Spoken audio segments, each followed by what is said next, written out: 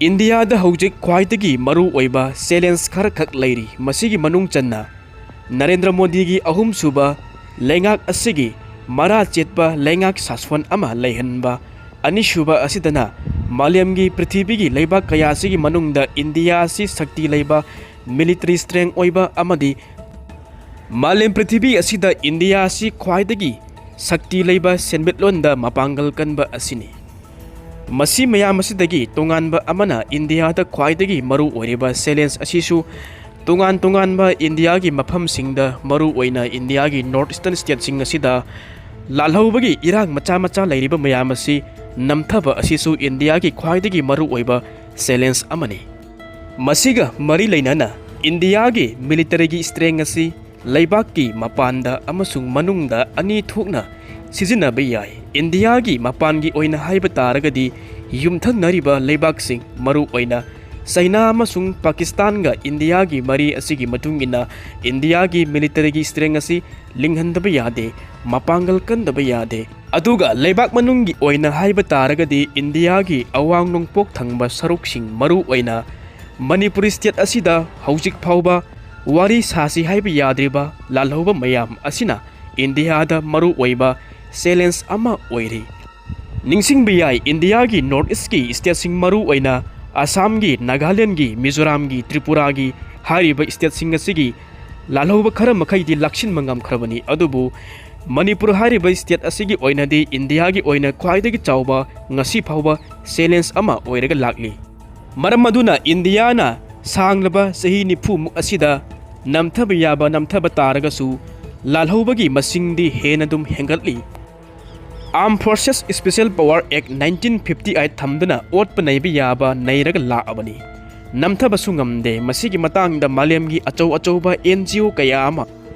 UN human rights commission European parliament चिंगमना मतम सांगना इंडिया की माइकैदा अयत अपन पीरगा लाक्ली मरम सिंग असि लैबना लालोंग असि होंगबा ताबनिना मणिपुर असिदा प्रॉक्सी वार तौबा ताबनी मसिदा लैबाक मनुंग अमसुंग म्यांमार की चिन कुकीजो मिलिटेंट सिंग असिबु खुलाई ओइना इंडिया ना सिजिनरगा लालहौबा असि थेंगनबगी लालोंग अमा ओइना लाकपनी हिरम मसिदा मियंग तामिनसि अमुक्तंग नैनसि वाफम असिगा मरी लैनाना मणिपुर की इरांग असि येंगबदा फंगलिबा असि लालहौबा खुदिमक असि म्यांमार गा ताइनबा ngamkhai ngakta लै मसिदा तारिबा फुरुप असि कुकी ngaktani मखोइगा इंडियन आर्मी अमसुंग पैरामिलिटरी सिंग असिगा मरी फरबदी ओइजेब यामना लै म्यांमार दा लान हौरिबा चिन कुकीजो सिंग असिगी मनुंगदा PDF ता यावरिबा रिबेल कांगबु सिंग ममिंग ओइना पनबा तारगदी रखिन सिन स्टेट काचिन कारियन सान लोइनमक असि म्यांमार दगी ऑटोनोमी तानबा PDF ना माइपाकपा तारगदी मखोइना निंगतंबा पीनबा यानबा ngaktani मखोइ सिगी मनुंगदा चिन कुकी कांगबु असिना जलेंगम हाइदुना तालिबा असि सिन स्टेट असि मणिपुर मिजोरम की सरुक खरा सितागो हिल ट्रैक की बांग्लादेश के सरुक खरा पुनसिलगा निंगतंबा क्रिस्टियन की लैबाक अमा सेमबगी मंगलान असिनी पांदम असिनी मसी USA ना सौगतपनिना फंगनी खल्लगा ngasi फावबा कन्ना होटनरी मरम असि लैबनानी मखोइना सेपरेट एडमिनिस्ट्रेशन नत्रगना यूनियन टेरिटोरी अमा डिमांड तौरिबा US किसु चाइना की येंगलगा परमानेंट ओइबा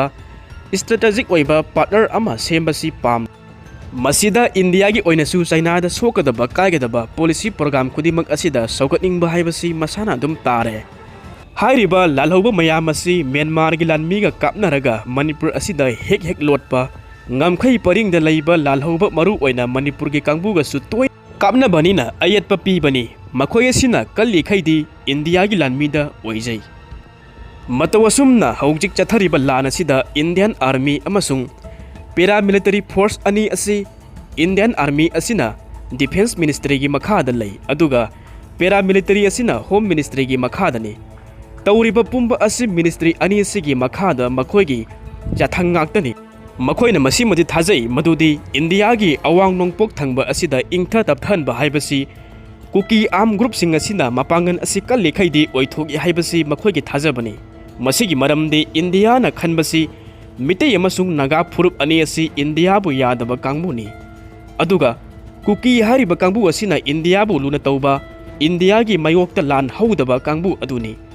कांगबु अनि असि थेंगनहनबा हाइबसी कुकी यामना कन्दबा यादे ꯃꯤꯁꯤꯡ ꯌꯥꯝꯍꯟꯕ ꯇꯥꯕꯅꯤ ꯈꯨꯠꯂꯥꯏ ꯄꯥꯏꯕ ꯃꯁꯤꯡ ꯑꯁꯤ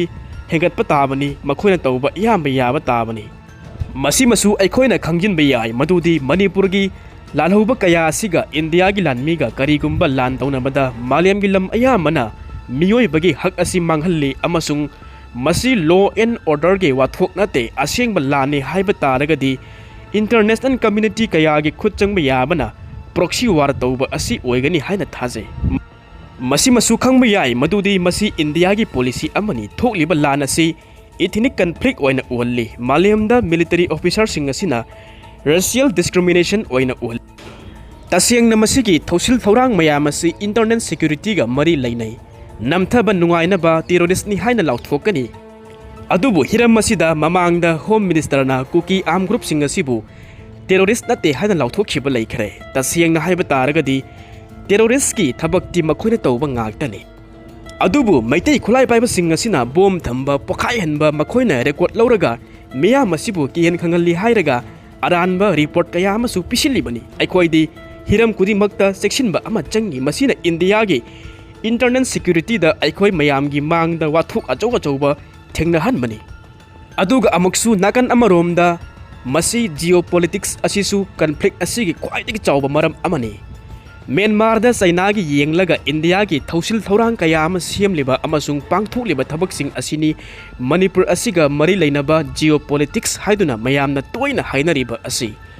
वाथोक असिगा लोन मरी चावना लैनरिबनी इंडिया चाइना अनि असि मनुंगना यामना कन्ना उंखतनरी masida India na China da lan tauba Tibeta lising taragi mayada sangjapam piraga Dalai Lama yauna thamli maram asina China na awang nongpoki lalhauba kaya sida miyeng kanna thamli China na India gi akoibada leiba lamsing maru oina yumthang na balaibak sing Bhutan da Nepal da Bangladesh da Sri Lanka Myanmar yauna nakna tinarakpa loinarakpa asina India da khoidok sikanba nungnangba ningdon pomba phawribani मतिंग पांगनरगा influence तौरक्पा पाकिस्तान गा नकना मरी असि लैनबा असिदा India दा तोइना खतनबा होई मसिगी Hiram मसिदा China India अनि असिगी मुक्नबा अमदी नुंसिनदबा असिना मरम ओइरगा साउथ एशिया असिदा साक सेमलगा इंडिया गी इकोनॉमी असिबु फगतनबा होनबा अदुसु माइ पाखिद्रे श्रीलंका गी पोर्ट असि फजना सेमलगा म्यांमार गी पोर्ट फावबा चाइना ना ऑपरेट तौबा इंडिया गी सीटवे पोर्ट सेमलिबा असि इराप लापनदना चाइना की पोर्ट सु थमली जियोपॉलिटिक्स असि जियोग्राफी इकोनॉमी अमसुंग डेमोग्राफी गा मरी फजन लैनबनी चाइना ना बे ऑफ बेंगल असिदा चथोक चसिन तौबदा म्यांमार असि यामना मरु ओइ डॉलर बिलियन 13 हेनबगी पाइपलाइन थाउगी म्यांमार फावरगा पुरिबा असिना चाइना की सेनमिटलोंदा सिंथा निंगाई ओइना मतेंग ओइ मरम असि लैबना चाइना ना थादब याबा पैसा मयाम अमा म्यांमार दा थादै असि तसेंगना हाइबा तारगदी म्यांमार हाइरिबा लेबाक असिदी चाइना ना अपाम मवंगदा अदुम सिजनai नकल अमरोमदा अमुकसु इंडिया ना म्यांमार असिबु मतेंग अदुम पांगबी लंबी थोंग कया अमा सेमबी खुसुगुलाइ कया अमा सुपी थाउ पुबा बेसेल सिंग अमदी सबमेरिन चिंगबा कया अमा इंडिया ना पीरी लेमना मतेंग कया अमा पांगली अदुबु चाइना ना म्यांमार तौरिबा असिगुमनदी मानदे यामना खेनखरे म्यांमार असिसु अनंग बलैबाक ओइबनिना मयाइदा लैरगा ओइजबा लौबगी मवोंगदा अदुम चथरी महागना इंडिया अमदी चाइना असिबु नकल अनिमक्ता कानबा लौरी करिगुम्बा म्यांमार ना डेमोक्रेसी ओइबा लैंगाक अमा लाकपा तारगदी यूएस अमसुंग यूरोप की लम मयाम अमगा मरी असि नकनरकनी मिलिटरी जुंता असिना चाइनागा अमुक मरी नकनै मरम असिनानि इंग 1962 दगी हौजिक फावबा मिलिटरी कू कया अमा तौरगा मरक खरा लेपगा हौजिक फावबा मिलिटरी जुंता असिना लैंगाक सासोन पाइरी चाइना की खुद यामना यावरी मरम असिनानि डेमोक्रेसी की लैंगाक असिबु लाकनबा होनबदा पीडीएफ ता यूएस अमसुंग नाटो ना मतेंग कया अमा पांगली हाइरिबा लालहौबगी लुप असि मणिपुर असिदसु मरु ओइना मसिगी एलाइज ओइरिबा सीडीएफ असि हकथेंगना लान असि यावरिबनी इंडिया की ओइनसु इंडियन ओशन नसि फजना ngak senabagi damakta South East Asia की लैबाक तरादा सेनमिटोन असि फगतनबगी दमक्ता कारबार कया अमा तौनबा कलादान प्रोजेक्ट असि तौबनी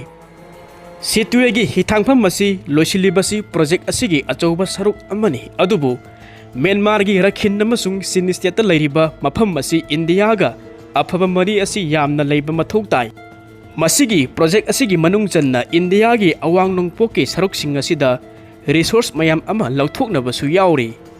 Kuki taba lam area singda uranium, platinum, thau phauba chingthokpa yaribani. Hariba masigi project asigi damakta ing 2008 ta yanaraga ing 2010 dagi thabak hauraga loisinaba kanna hotnabada ing 2014 da loigadabadasu haujik phauba mai paktribani. India gi maraibak thiba asina Myanmar gi Rakhen gi Arakan army asi China gi oikhiba asini. Yamna sukan thauraba lalhoba gi lup amani. Tha amagi mamangda Myanmar gi lanmi amata Rakhen da leitrabani.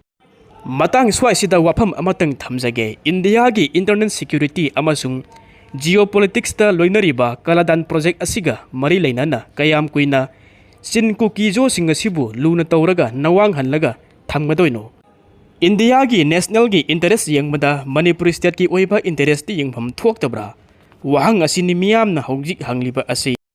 miyamna pamadi Manipur gi oiba idea of Manipur kanbani Manipur gi integrity amata kaihandabani